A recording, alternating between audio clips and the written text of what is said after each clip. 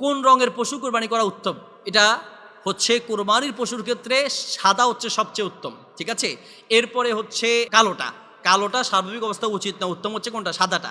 ছাগল কেনার ক্ষেত্রে রসুল সাল্লাল্লাহু আলাইহি ওয়াসাল্লামের সাথে মিলিয়ে যদি কোনো ছাগল কিনা যায় তাহলে ভালো। রসুল সাল্লাল্লাহু আলাইহি ওয়াসাল্লাম যে ধরনের ছাগল দিয়ে কোরবানি দিয়েছেন সেটা হাদিসে বর্ণনা এসেছে, দুটি শিং ছিল। কি ছিল? তাহলে শিংওয়ালা ছাগল। এরপরে সাদার মাঝে হালকা কালো ছিল। কোথায় কোথায় কালো ছিল? চোখের পাশে একটু কালো ছিল, পেটে একটু কালো ছিল, চার পায়ের পাশে একটু কালো ছিল।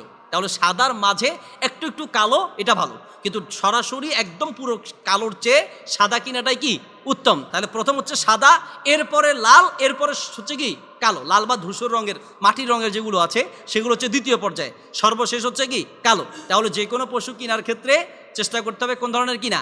সাদা। তাহলে সাদাটা না কালাটা? সাদাটা। হ্যাঁ, মার্কেটে কালাটা চলে, কালো মানি পিস চলে নাকি? আচ্ছা, যাই হোক।